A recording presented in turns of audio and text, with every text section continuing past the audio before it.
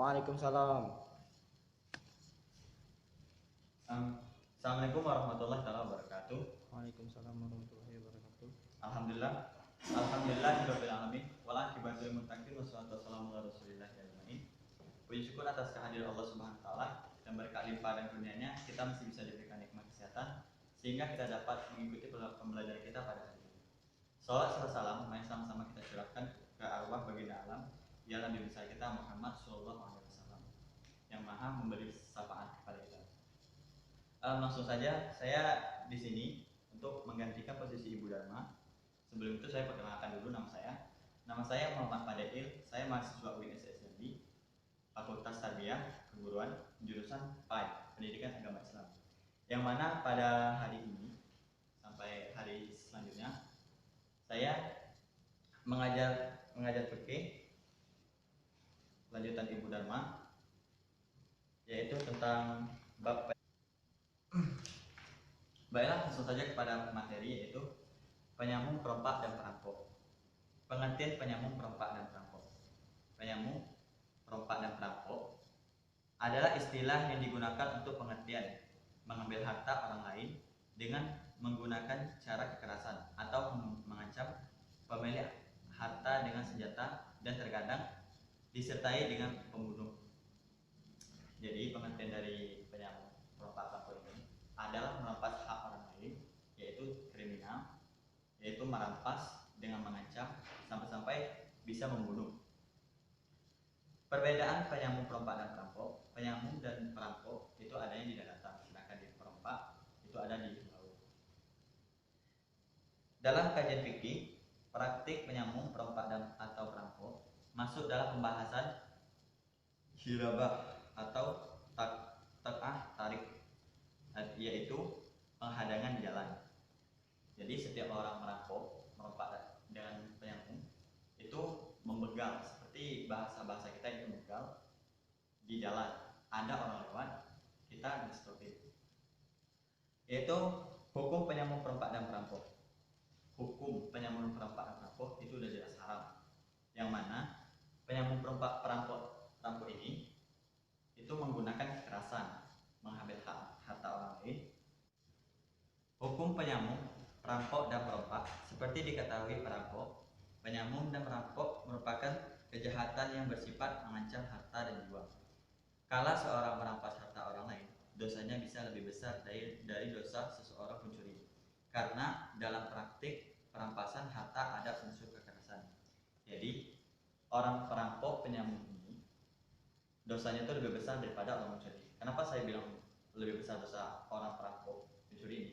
Karena orang ini melakukan praktik, yaitu mengancam secara jelas, yaitu merampas secara nyata, kemudian menyakiti seseorang, kemudian lebih-lebih bisa membunuh. Apabila kalau sudah terbunuh, dosanya itu lebih besar lagi daripada dosa orang mencuri, jauh lebih besar. Jika perampasan harta sampai membunuh korbannya, maka dosanya menjadi lebih besar lagi, karena ia telah melakukan perbuatan dosa besar yang jelas diharapkan agama. Maka wajar adanya jika perampok, penyambung, dan perompak mendapatkan hukuman ganda.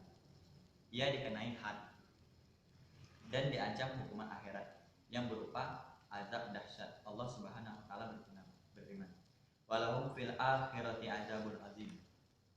Yang artinya,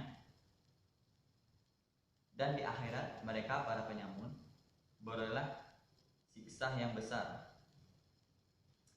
Kemudian bagian C, had perompak, penyambung, dan perampok.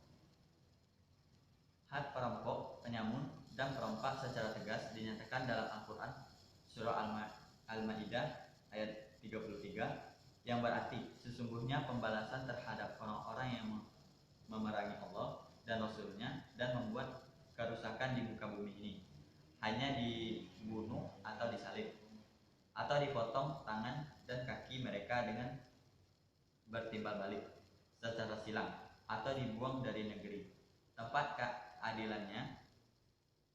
kediamannya, yang demikian itu sebagai suatu penghinaan untuk mereka di dunia dan di akhirat. Mereka mendapat azab yang besar.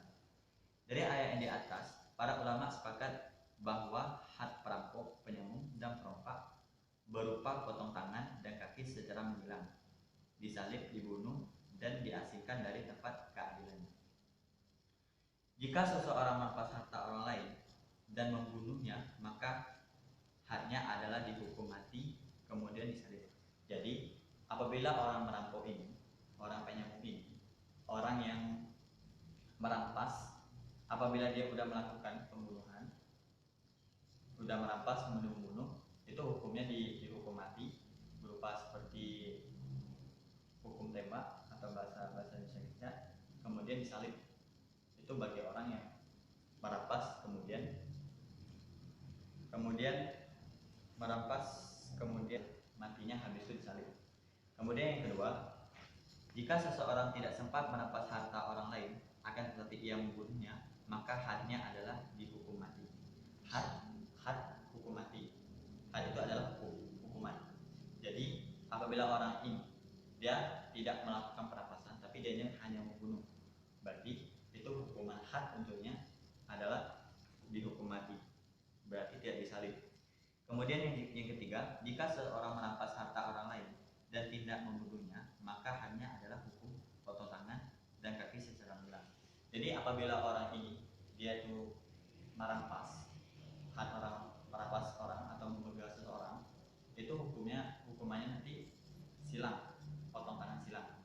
Yang artinya itu yang bilang silang dari tangan ke kaki, kemudian dari tangan ke kaki, dari tangan kanan dipotong, kemudian kaki kiri yang dipotong. Melakukan kesalahan yang pertama yaitu memotong tangan kanan. Apabila dia mengulangi lagi, itu dipotong kaki kiri. Sama halnya hukuman had bagi orang yang mencuri. Kemudian yang keempat, jika seseorang tidak merampas harta orang lain dan tidak juga membunuhnya, semisal kala ia hanya ingin menakut-nakuti atau kala ia akan melancarkan aksi kejahatan, ia tertangkap lebih dulu. Dalam keadaan seperti ini, ia dijatuhkan hukuman had dengan dipenjara atau diasingkan ke luar wilayah. Jadi apabila orang ini dia melakukan aksi seperti begal, cuma dia tuh konsepnya cuma hanya untuk menakut-nakuti saja, tidak merampas, kemudian tidak membunuh, maka hukumannya udah tertangkap, orang ini dihukum yaitu berupa seperti diasingkan dari daerah dia.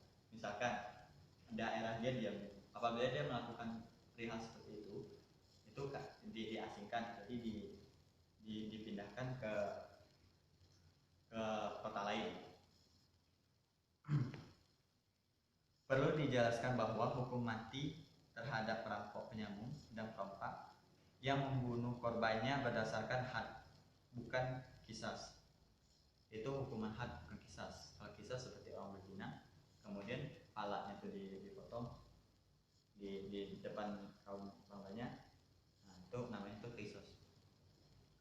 Perompak yang dijelaskan dalam surah Al-Maidah ayat 33 tadi, ya, hingga hakim boleh memilih salah satu jenis hukuman yang disebut dalam ayat tersebut. Kemudian pada yang D, perampok, penyambung, dan perompak yang bertaubat. Taubatnya penyambung dan perompak setelah tertangkap tidak dapat mengubah sedikit pun ketentuan hukum yang ada padanya. Namun jika mereka bertaubat sebelum tertangkap, semisal, jadi orang yang sudah melakukan merampas, perampok, penyambung, perompak ini, tidak ada hukuman taubat baginya apabila dia tidak menyerahkan diri terlebih dahulu sebelum. Jadi jikalau dia melaksanakan perbuatan penodong tadi atau merampas tadi, apabila dia sudah merobos, kemudian dia bertobat, dia tidak menyerahkan diri. Nah, jadi apabila dia tertangkap, tidak ada ampunan bagi hukuman itu. Jadi semisal apabila dia telah mencuri, telah membegal seseorang, kemudian dia pada hari itu dia kembali ingin ditangkap, dia menyerahkan diri, nah itu bisa ada hukuman ringan bagi. Semisal menyerahkan diri dan menyatakan taubat dengan kesadaran sendiri, maka gugurlah had. Hal ini berdasarkan pada firman Allah Subhanahu wa taala, illal ladzina tabu min qabli an taqdiru alaihim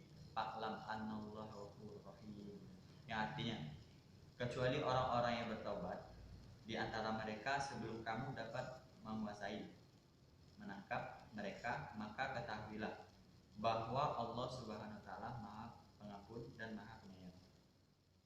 Diisyaratkan dalam ayat tersebut bahwa Allah Subhanahu wa taala akan mengampuni mereka perampok, penyambung dan perompak ini yang bertaubat sebelum tertangkap.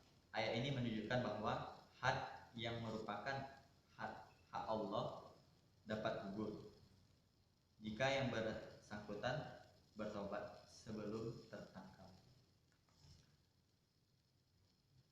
Hikmah pengharaman perampok, penyusunan dan perompak, penyambung dan perompak. Prinsipnya hikmah pengharaman perampok, penyambung dan perompak sama dengan hikmah pengharaman mencuri. Samalah orang mencuri, hukum bagi orang mencuri